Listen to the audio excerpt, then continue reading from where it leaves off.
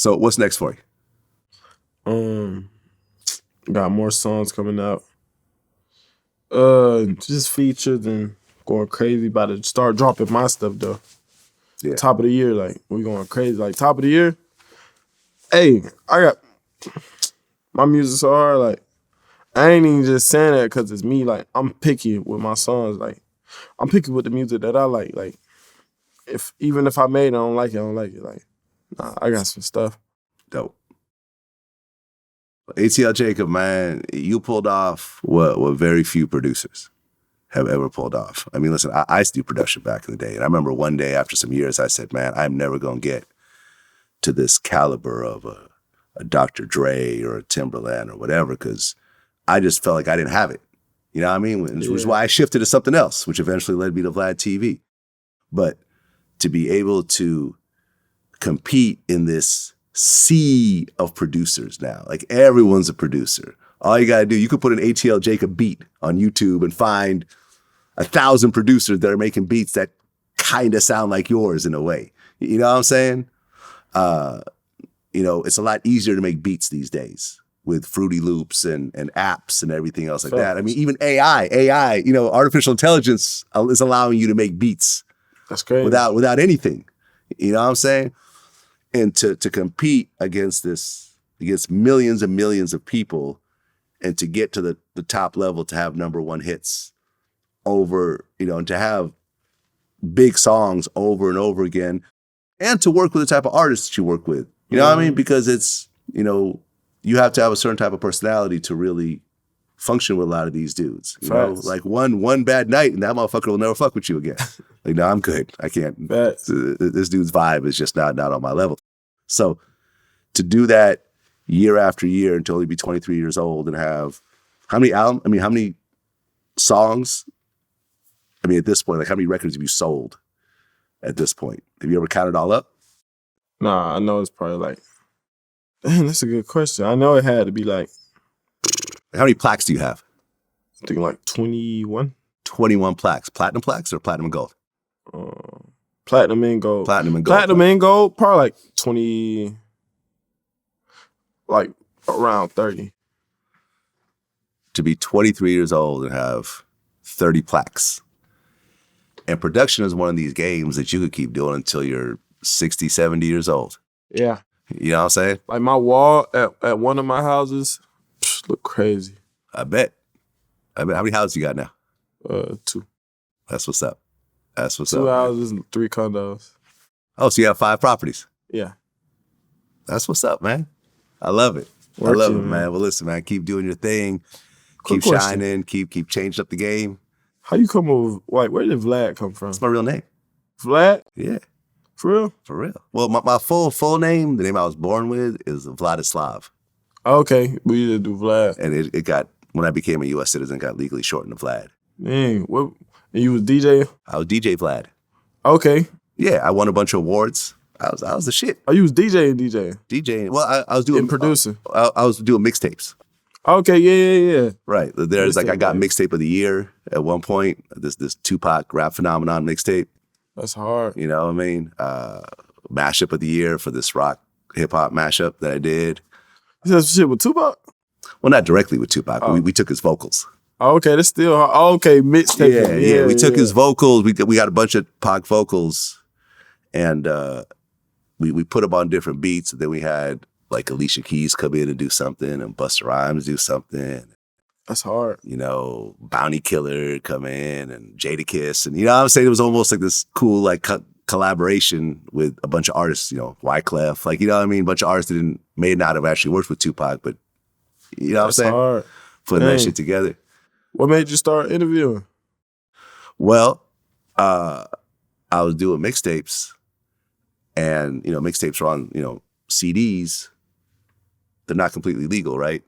Yeah, you're not really clearing any of the samples. Facts. So you're working with mom and pop stores. So you're sending out CDs to mom and pop stores, but the mom and pop stores are going out of business, right? Because CDs are going away. So then you think, well, what's the next shit?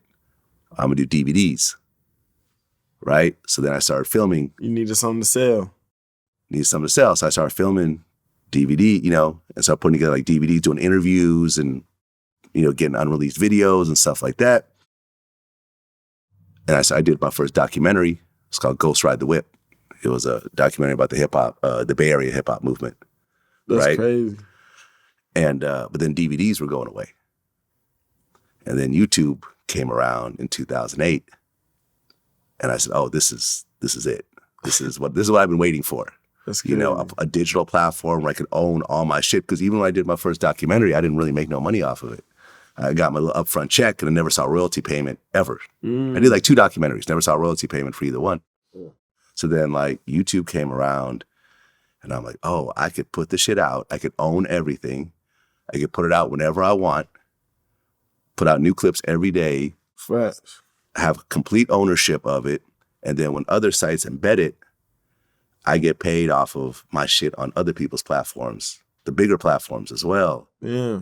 So I dropped everything I was doing. I stopped doing mixtapes. I stopped doing clubs. I stopped touring. I stopped doing DVDs. And I said, this is it. I'm going to devote 100% of my time to this. And I became, like in the hip hop world, like VladTV is like the oldest, like successful YouTube channel. You know what I'm saying? It's hard. How much your first check? I mean, the first check wasn't shit. My first check was $332.32. It's probably my first check, my first month, probably about the same if I was lucky. Damn. You know what I'm saying? Yeah, but I saw the vision of it all. I said, and everyone thought it was stupid. You know what I mean? Like the dude I was working with on the film shit was like, oh, this is a waste of time. You just got to do films and work with the movie companies. I'm like, man, these movie companies, they pay no damn royalties. Like, fuck all that shit. A lot of people ain't even know about royalties back then. Yeah. I mean, I just knew that I was getting older because I was already in my 30s by that point. I said, look, listen, like. How old you is? I'm 49. Oh, okay. Yeah. You've been on it a minute. Yeah. Yeah. I mean, VladTV is like 15 years old at this point. Damn. So when you came out, I was 7. 8. Exactly. Yeah. And a lot of people kind of grew up watching VladTV. Yeah. So when they get to a certain point, it's kind of like, oh, I could finally be on VladTV. I've been watching it since I was a little kid. That's crazy. And yeah, man, it's been the best business move I ever made. And now we're sitting on a catalog of 25,000 videos. It's crazy. That's a lot of videos. That's dedication. Yeah, man. There's some deals in the works that'll be announced over the next few months. You got how many videos? How many songs Future got on his drive? Yeah, exactly. I got as many clips as Future got songs. Exactly. It's crazy. I've interviewed Future before. You did? Yeah. Matter of fact, the only time he ever talked about getting shot was in my interview. I got shot in the hand. Yeah. Been shot. You know what I'm saying? I've been shot. I've been everything. You've been shot? Yeah, I've been shot. But at the end of the day, where did you get shot? I shot in my hand. In your hand? Yeah, when I was a teenager. But then I lived from there. I was a beast after that. After I get shot, I went mentally just like, I was on some live by the day then, because I was like, man, I could have died. And I was on a kid, I was still 17. And then I was just thinking my whole mentality, man, I don't care what I do to nobody else after that. Yep. We were in the studio in New York when he was still with Sierra. Sierra just kind of popped in the room at one point. That's crazy. Yeah. So that was a minute ago. It was a minute ago. Exactly. I was in, that was about 7th grade. Yeah. I was in 7th grade. Yeah, man, we got a catalog. Migos, their first interview. I remember we did, in Atlanta. A lot of people, man, a lot of people's first was with VladTV. That's what I mean? And, just part of we became part of their story, and we have these important catalog pieces that I feel like, after I pass away, this catalog will still remain. And when people want to learn about artists of this era, they could go to this catalog and watch it. Facts. That's kind of why I do it at this point. Facts. ATL Jacob, man, congrats on everything. Looking forward to what you got coming up, man.